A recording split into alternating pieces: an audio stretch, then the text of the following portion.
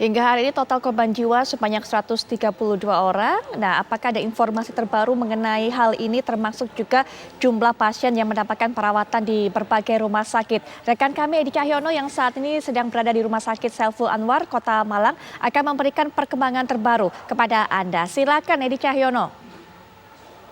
Ya, Putri dan pemirsa, memang benar berdasarkan dari data Cekiseng ke Dinas Kesehatan Kabupaten Malang, memang ada penambahan jumlah meninggal dunia akibat tragedi Kanjuruhan yang terjadi pada Sabtu lalu. Dan korban meninggal dari 131 jiwa, ada tambahan korban, yakni meninggal 1 orang yang beralamatkan di Lawang, Kabupaten Malang. Dan berdasarkan dari hasil medis yang dilakukan oleh pihak rumah sakit tempat, bahwa korban meninggal karena ada gangguan pada bagian pernafasan mereka, dan secara medis ada semacam bintik hitam di paru-parunya.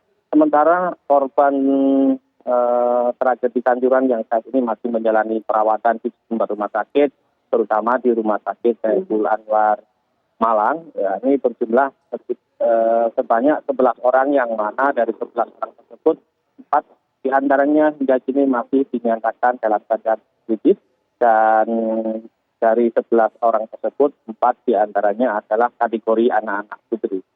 Baik Edi, terima kasih untuk laporan terbaru Anda. Kami akan terus tunggu bagaimana perkembangan di sana. Selamat malam dan selamat bertugas kembali.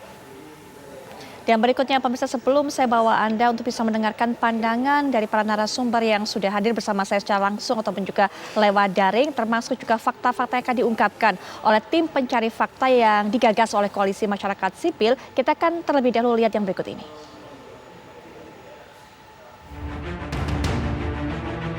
Jumlah korban meninggal dalam tragedi Kanjuruhan Malang, Jawa Timur bertambah. Di hari ke-11 pasca kerusuhan tragedi Kanjuruhan, data terbaru dari Krisis Center di Dinas Kabupaten Malang, hari ini tercatat ada penambahan korban meninggal dari 131 orang menjadi 132 korban jiwa. Sementara korban rawat inap juga bertambah. Sebelumnya 37 orang jalani rawat inap di sejumlah rumah sakit yang ada di kota dan Kabupaten Malang, dan ada sejumlah penambahan supporter yang sebelumnya rawat jalan kembali dirujuk ke rumah sakit untuk dilakukan upaya medis. Tim mencari fakta Koalisi Masyarakat Sipil yang terdiri dari LBH Pos Malang, LBH Surabaya, YLBHI, Lokataru, IM57 Plus Institute, dan Kontras melakukan investigasi terkait tragedi kemanusiaan di Stadion Kanjuruhan. Dari investigasi yang sudah berlangsung 7 hari tersebut, TPF Koalisi Masyarakat Sipil menemukan kejanggalan. Salah satunya temuan pengerahan aparat yang membawa gas air mata saat pertengahan babak kedua laga Arema FC versus Persebaya, padahal saat itu tak ada ancaman di dalam stadion. Lalu bagaimana temuan awal Kontras, dan bagaimana pula temuan tim gabungan independen pencari fakta? Tim TV One mengabarkan.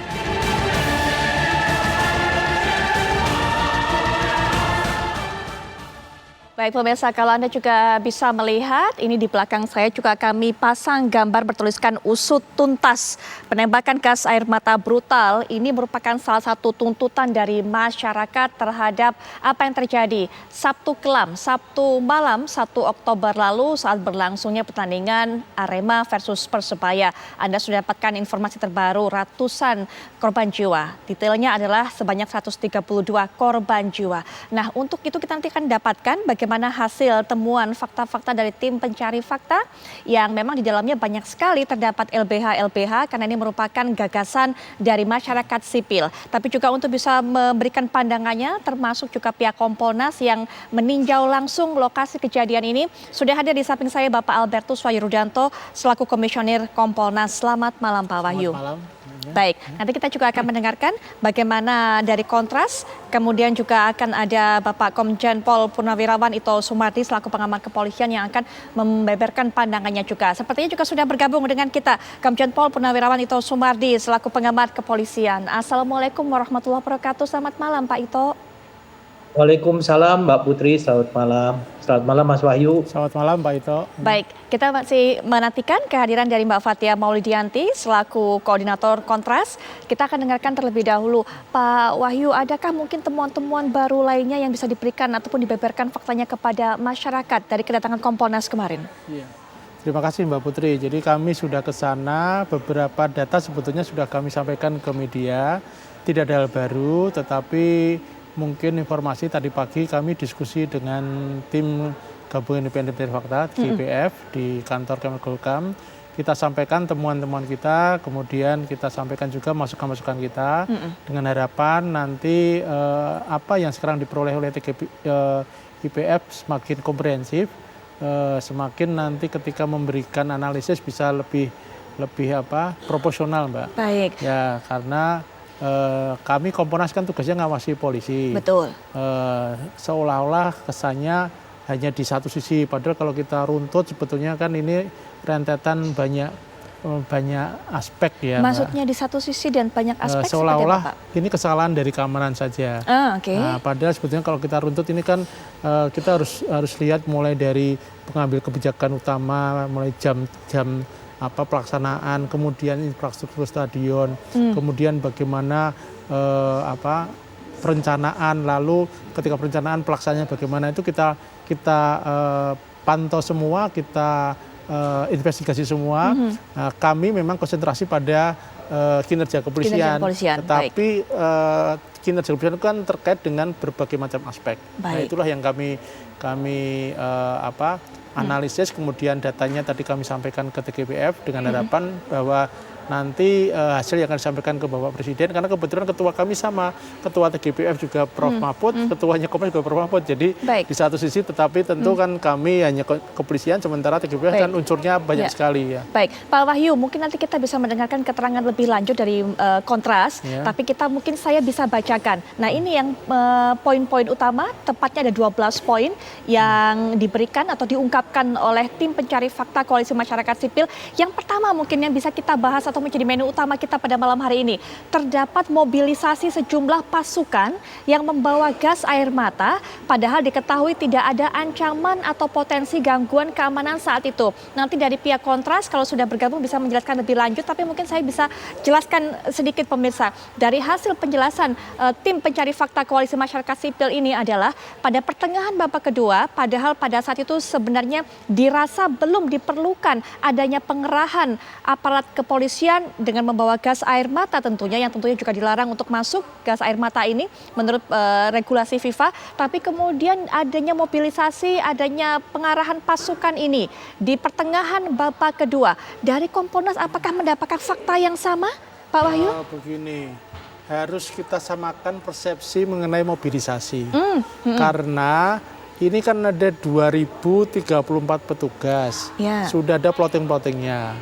Memang ada tim dari pasukan huru-hara.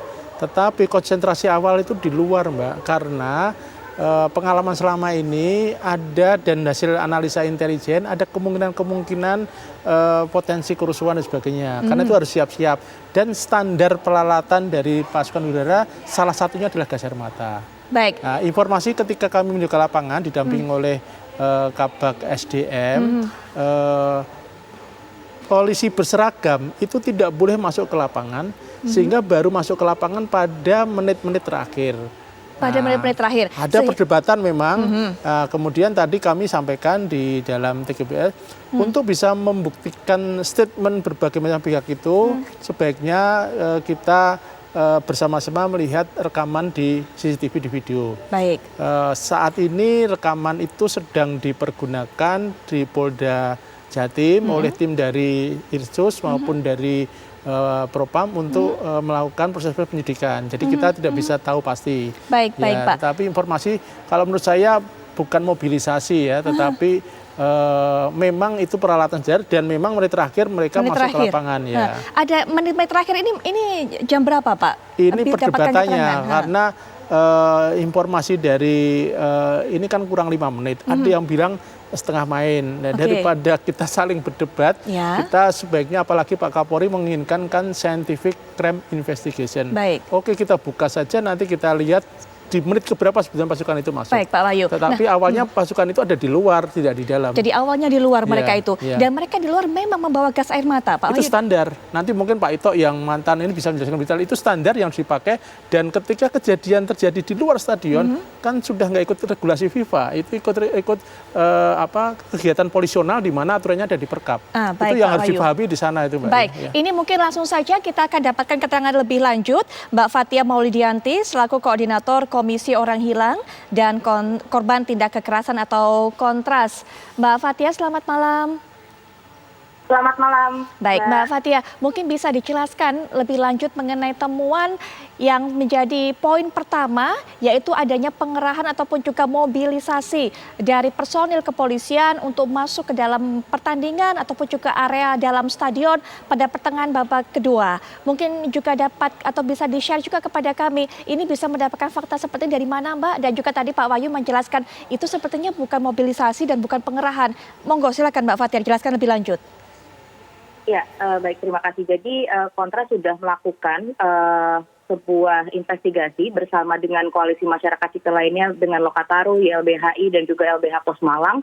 Dan di situ kita sudah bertemu dengan beberapa perwakilan dari keluarga korban ataupun korban sendiri dan juga dari beberapa pihak Aremania. Dan di situ kita melihat memang terjadi ada beberapa saksi yang menyatakan adanya mobilisasi sejumlah pasukan yang memang masuk dan diketahui untuk mengerahkan pengamanan pada saat itu gitu.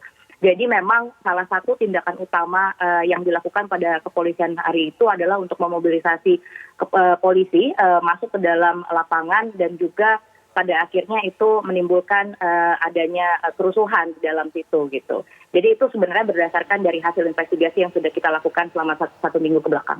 Baik, untuk waktunya Mbak, kapan kemudian adanya pengerahan ini?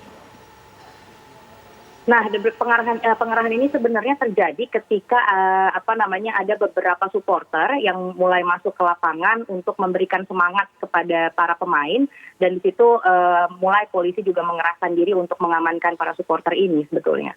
Jadi sebenarnya sudah di akhir pertandingan, Mbak Fathia? Iya, sudah selesai, pertandingan sudah selesai. Jadi bukan di pertengahan pertandingan atau pertengahan babak kedua seperti yang selama ini atau kami baca dari Ketika hasil. lagi break, iya, betul.